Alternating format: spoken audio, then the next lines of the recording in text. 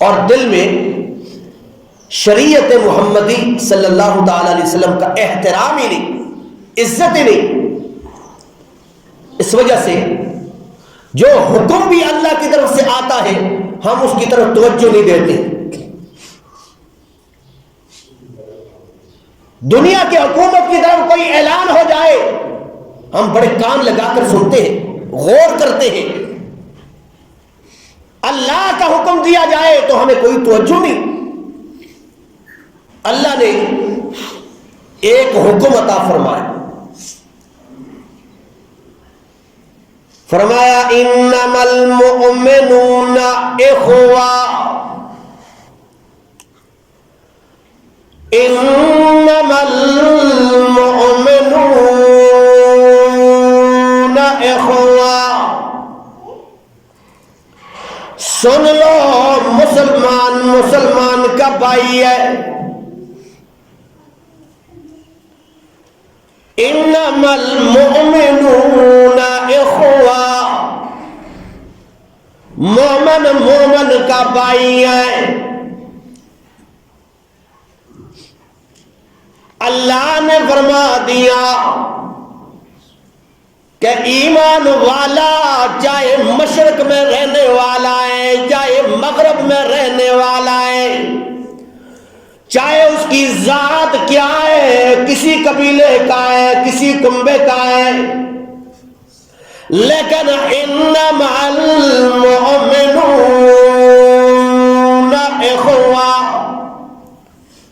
مومن کا بھائی ہے۔ جو ایماندار ہے، ایمان لانے والا ہے، چاہے رنگ کا گورا ہے، سیاہ فام ہے، کسی اور علاقے سے ہے، وہ تمہارا بھائی ہے، تمہارا بھائی۔ حضرت بلال رضی اللہ تعالیٰ عنہ رنگ کے کالے جب ہنستے تھے تب دانت نظر آتے تھے سیاہ، سفید دانت، ورنہ سیاہ چہرہ تھا۔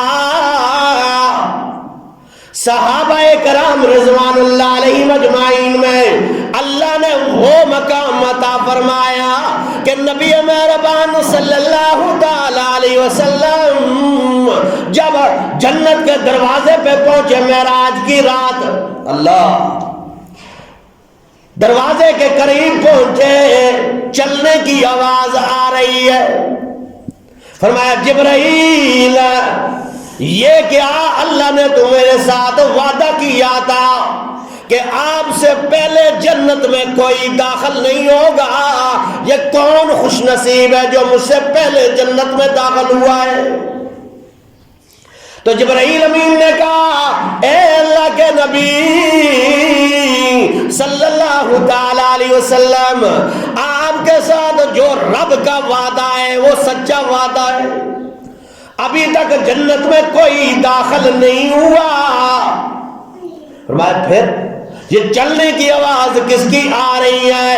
فرمایا اے اللہ کے نبی آپ کا غلام بلال ہے، فرمایا مدینہ کی گلیوں میں ٹوٹی ہوئی جوتیوں کے ساتھ چل رہا ہے، اس کی ٹوٹی ہوئی جوتیوں کی آواز جنت سے آ رہی ہے۔ اس لیے اللہ نے فرمایا انما المؤمنون اخوہ، مومن کا بھائی ہے۔ اس لیے فَأَصْلِحُوا بَيْنَ أَخَوَّيْكُمْ، تمہیں چاہیے کہ اپنے بھائیوں کے درمیان میں اصلاح کرو، فساد نہیں، غلط فہمیاں نہ پیدا کرو۔ کیا پیدا کرو؟ اصلاح پیدا کرو۔ لوگ تو معاشرے کے اندر دو بھائیوں کو لڑتے ہوئے دیکھتے تھے بڑے خوش ہوتے تھے، دوستوں کو لڑتے ہوئے دیکھتے تھے اچھا ہوا جی،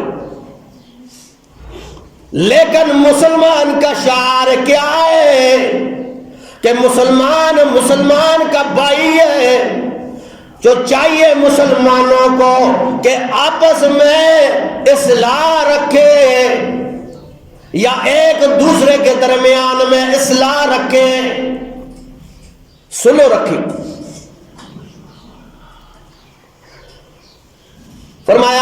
واتقوا اللہ، یہ کام کرتے ہوئے یہ بھی ساتھ کرنا ہے، واتقوا اللہ، اللہ سے ڈرنا ہے، کہیں کسی ایک کی طرف داری نہ کر لو، رشتہ داری، ناتا، تعلق داری کا خیال نہیں رکھنا ہے، بلکہ یہ دیکھنا ہے کہ میرے ساتھ اس کا تعلق ایمان کا تعلق ہے، یہ بھی مسلمان ہے، میں بھی مسلمان ہوں۔ اس بنا پر دو مسلمان کے درمیان میں تنازع پیدا ہو جائے، جھگڑا پیدا ہو جائے، خفقیہ پیدا ہو جائے، تو اس کے درمیان میں اصلاح کر، واتقوا اللہ، اللہ سے ڈرو، لعلکم ترحمون، تاکہ اللہ تم پہ رحم فرمائے۔ کتنی واضح آیت ہے کہ اصلاح کرو گے اللہ تم پہ رحم فرمائے گا۔ اب دو آدمیوں کے درمیان میں، دو خاندانوں کے درمیان میں جب آپ اصلاح کرنے لگیں گے تو کئی باتیں درمیان میں آئیں گی، اس لیے اللہ نے اپنے نبی کی زبان سے اس صلح اور صفائی کے بڑے فضائل ذکر فرمائے، جس طرح حدیث میں آتا ہے من اصلح بین الناس، جو آدمی دو آدمیوں کے درمیان میں صلح کرتا ہے، دو خاندانوں میں صلح کرواتا ہے، فرمایا اس کام کے لیے کوشش کرتا ہے، محنت کرتا ہے، جب یہ کام کر چکتا ہے اور واپس اپنے گھر کو لوٹتا ہے، رجا مغفور اللہ، فرمایا نبی مہربان صلی اللہ علیہ وسلم نے فرمایا گھر کو پہنچنے سے پہلے پہلے اللہ اس کے گناہوں کو معاف کر دیتی ہے۔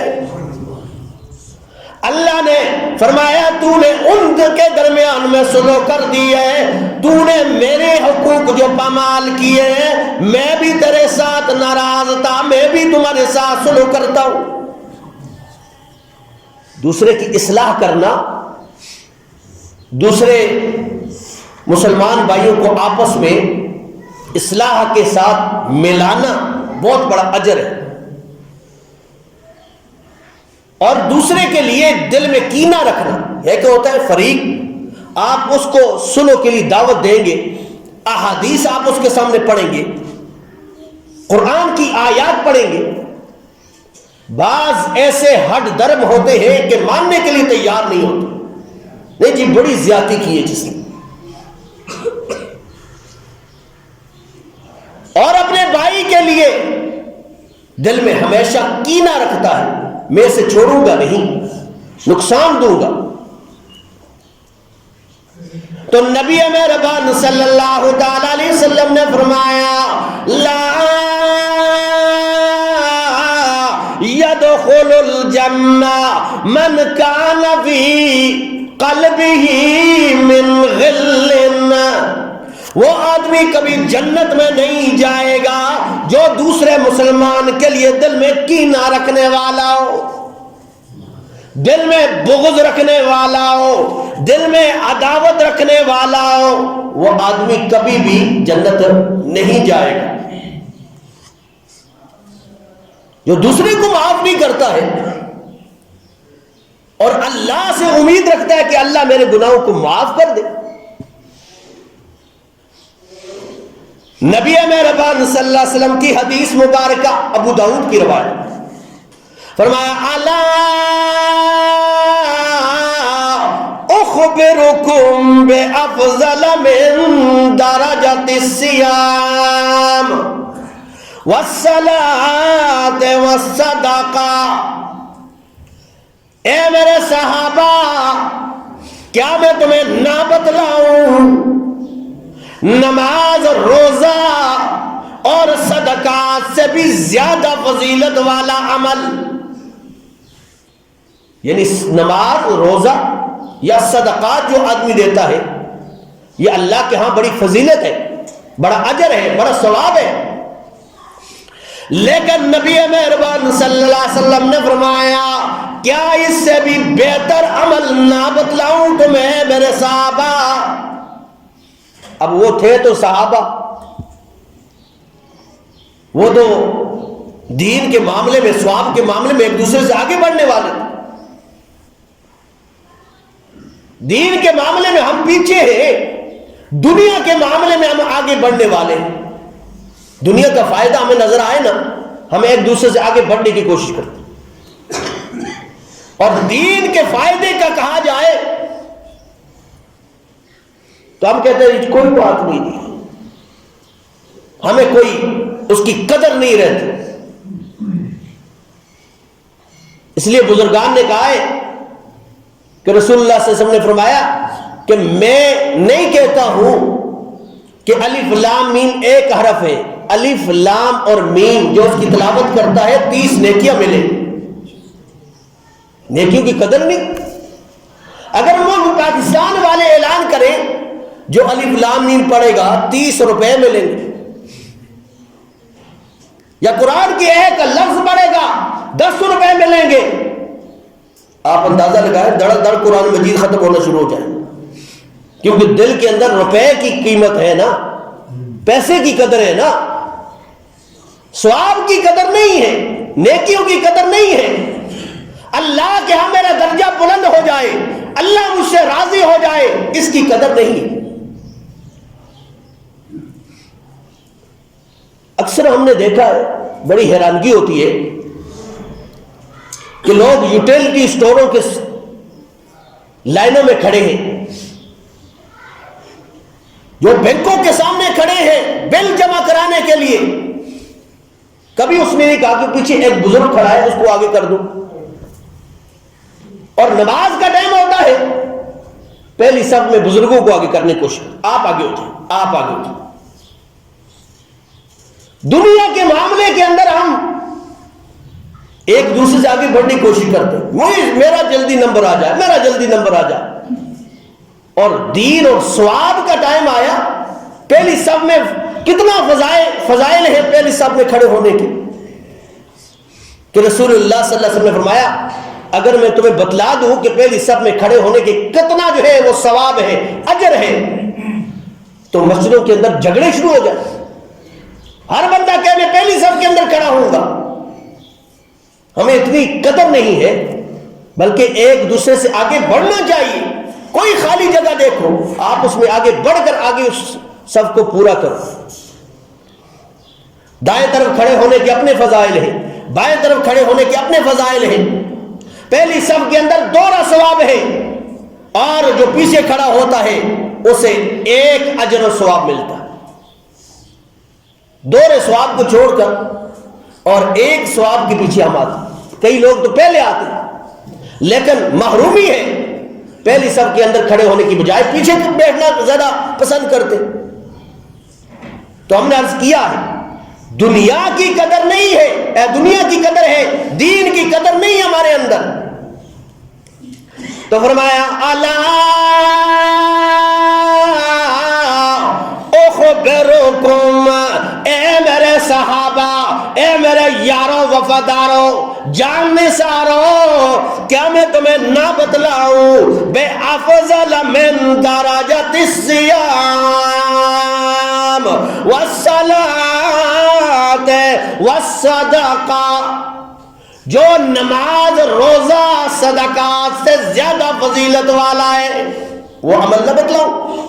صحابہ نے عرض کیا اے اللہ کے نبی صلی اللہ علیہ وسلم بلا، کیوں نہیں ہے اللہ کے نبی، ہاں ہمیں بتلایا جائے. تو نبی مہربان صلی اللہ علیہ وسلم نے فرمایا، اب رسول اللہ صلی اللہ علیہ وسلم کا اصلاح کا طریقہ کیا تھا